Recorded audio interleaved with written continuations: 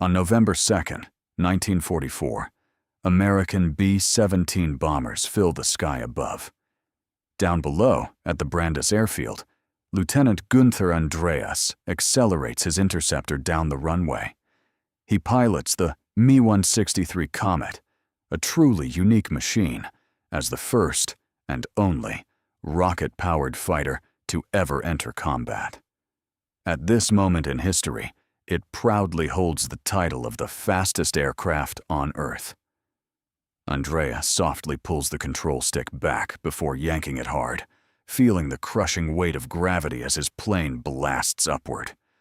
This operation is poised to be the most massive deployment of Komets in history. Flying at a near vertical angle, at blinding speeds, the immense G-force pins Andreas to his seat until he suddenly bursts through the clouds into the brilliant, sunlit sky. To conserve his precious propellant, Andreas throttles down to idle and stabilizes the aircraft. The sight that greets him is stunning. An endless, sprawling formation of 2,000 Allied planes heading directly for their objective. The armada consists of 900 heavy bombers protected by 1,100 escort fighters flying tightly together. Spotting their targets, the Comet pilots break formation and scatter. Andreas and his wingman, Oberfeldwebel Jakob Bollenrath, ready themselves for the blistering high-speed dive their rocket planes were designed to execute. As they barrel toward the sprawling enemy fleet, Andreas exchanges a quick look with Bollenrath, fully aware this could be their final mission. Bollenrath breaks away to initiate his assault, while Andreas slams the throttle forward and plunges toward the bombers. The massive bombers rapidly expand in his windshield. His incredible speed makes the American formation look as though it is hovering motionless in the air. With merely a few seconds to act, he lines up his sights and squeezes the trigger. His dual 30mm cannons roar to life, spitting a ferocious barrage that chews into a B-17's wing before he dips below the group, safely escaping their defensive turrets. He inflicted damage but failed to deliver a lethal strike, which simply isn't enough. Andreas observes the bombers opening their payload bays, unleashing their destructive ordnance onto the factory below.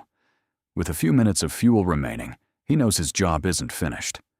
As the B-17 spank to head back to base, the damaged bombers lag behind, presenting ideal targets for the German hunter. Andreas circles back for a second attack run. He maneuvers beneath the American fleet, cutting his engine to save fuel, while the gigantic silhouettes of the bombers shadow him from above. He then slams the throttle wide open. The immense thrust kicks him back into his seat, utilizing the Comet's final fuel reserves to accelerate to nearly 600 miles per hour. Pulling back on the stick, Andreas climbs to ambush the bomber from underneath. However, the B-17's ball turret gunner spots the incoming threat and rapidly rotates his guns to counter the assault. The German aviator centers his crosshairs and engages. Even though one of his cannons immediately malfunctions, he is fully committed to the attack. Simultaneously, the American gunner tracks the Comet and lines up his twin machine guns. The weapons thunder as the two adversaries exchange lethal crossfire. Andreas maintains his trajectory, while heavy point, 5.0 caliber rounds streak past his cockpit. His lone functional 30mm cannon continues to blast the belly of the American bomber. The rocket plane moves like a bat out of hell, making it incredibly difficult to track and hit. Eventually, the American gunner's aim holds true. A round shatters the canopy and tears through the cabin. Fragments of shrapnel hit Andreas just above his left eye, while the core of the projectile pierces the armor plating behind him and ruptures his fuel cell. All faith in his machine evaporates in an instant. The tank sitting right behind his seat contains a highly volatile chemical mix, notorious for spontaneously detonating and dissolving pilot's skin. Knowing he must escape immediately, Andreas aborts the attack and attempts to flee the B-17S. He instantly pitches down, diving away from the heavy bombers. Enemy tracers flash past, but his speed carries him out of range within seconds. Fully expecting his aircraft to blow up, Andreas calmly yet quickly unfastens his harness and pushes against the canopy. It refuses to budge. He pushes even harder, throwing all his strength against the immense aerodynamic pressure, keeping the hatch sealed. Unbeknownst to him, unseen eyes are tracking his every move. Captain Fred Glover, the commanding officer of the 336th Squadron, has been observing Andreas from his P-51 Mustang. Spotting the rocket fighter's vapor trail, Glover banks starboard to intercept, positioning himself squarely on the tail of the crippled Comet. Catching sight of the Mustang, Andreas grabs the stick and shoves it forward to dive away just as the American unleashes a torrent of .50 caliber fire. As Glover speeds past, Andreas jams his throttle to maximum power to break away, but nothing happens. His tanks are completely dry. Glancing back, Andreas realizes the Mustang is coming around for another pass. Frantic to bail out, he wrestles with the canopy once more, but it remains jammed. He looks over his shoulder only to face the terrifying sight of 6 heavy machine guns bearing down on him. Glover squeezes the trigger, pouring a devastating hail of lead into the tiny rocket interceptor.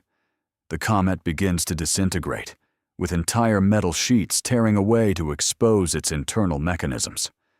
Armor-piercing rounds puncture the remaining fuel tanks, sparking a fire that engulfs the belly of the plane.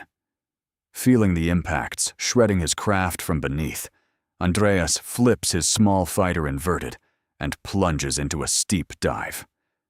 Refusing to let him go, the Mustang banks sharply and stays glued to his tail, continuing to spray the fragile Comet with a relentless stream of bullets. Yet Andreas still has a glimmer of hope. Although Glover possesses a working engine, the Me-163's aerodynamic design is far superior for high-velocity dives, giving it a chance to outpace the P-51 using gravity alone. Realizing his window of opportunity is closing, Glover unleashes everything he has, tearing the little interceptor apart. Just as Andreas's luck seems to expire, a group of friendly Komets breaks through the cloud cover. With the arrival of the rest of the German squadron, Glover decides to break off his pursuit, leaving Andreas alone to deal with his burning aircraft. However, Andreas's situation grows more dire by the second. He maintains his steep descent, desperately hoping the rushing wind will extinguish the volatile chemical fire raging inside his fuselage. Against all odds, the tactic works, and as the flames die down, Andreas levels his plane. But moments later, the residual propellants mix and reignite with even greater intensity, sparking a chemical blaze that cannot be put out. He has to bail out immediately. Meanwhile, his squadron mate Jakob Bohlenrath is executing a dive on the bomber fleet, raking the top of a flying fortress with a barrage of cannon fire. As Bohlenrath blasts past his target and cuts his throttle, an American P-51, flown by Captain Louis Norley, is lurking nearby. The Comet suddenly appears right in Norley's sights, prompting the American pilot to push his throttle forward. Unaware of the danger, Bohlenrath focuses on conserving his fuel for a subsequent attack run. Suddenly, tracer rounds streak past his cockpit. He violently jerks the stick to evade the fire and dives to build up airspeed. Norley aggressively banks to stay with him. Glancing backward, Bohlenrath is horrified to see the Mustang locked onto his tail, spewing a torrent of fire from its 6.50 caliber guns. Bohlenrath is confident his aircraft is fast enough to lose the Mustang, but he cannot risk taking a hit. He banks sharply to the port side, slipping out of the American's line of fire, but sacrificing the crucial speed necessary to leave his attacker behind.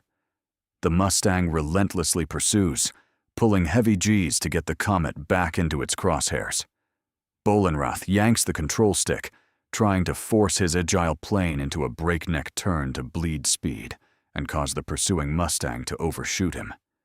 However, Norley anticipates the maneuver, tracks the Comet's trajectory, and opens fire. The heavy-caliber rounds close the distance and hammer into the Comet's tail section. Bohlenrath cowers inside the cockpit as a terrifying series of impacts shake his tiny interceptor, filling him with dread. Suddenly, the firing ceases as the Mustang rockets directly over his canopy. Seeing an opening, the German pilot banks away from the P-51 and throws the throttle wide open. Instead of the familiar rocket roar, a violent explosion shakes the aircraft. The American bullets had inflicted catastrophic damage, causing the rocket engine to seize completely. Acting on instinct, Bohlenrath desperately tries to reignite the engine, but it is entirely unresponsive. The Mustang circles back for another pass. Jakob watches it approach, powerless to defend himself. Norley unleashes his guns again, ripping the defenseless Comet to shreds from the empennage, straight through to the nose. Fire erupts from the riddled fuselage as the aircraft flips over and enters an uncontrollable tumble. At the exact same time, Andreas is still struggling to abandon his own blazing cockpit. He shoves against the glass, but the canopy refuses to release. He fights it with every ounce of strength he has left, feeling the searing heat of the chemical fire radiating through his seat. The realization that he is about to burn alive sets in. Suddenly, the canopy shifts slightly before slamming shut again. It finally clicks. The aerodynamic pressure is holding him inside. He seizes the flight stick and yanks it back, forcing the plane to climb and rapidly bleed off airspeed. This time, when he pushes against the hatch, it flies open effortlessly. Andreas finally throws himself from the doomed fighter, narrowly escaping death. As he drifts down under his open parachute, he witnesses the flaming wreckage of Bohlenrath's Comet, plunging toward the earth in a terminal nosedive. Andreas tracks the burning plane as it falls. No parachute ever emerges. Jakob Bohlenrath perishes in the engagement, going down with his aircraft.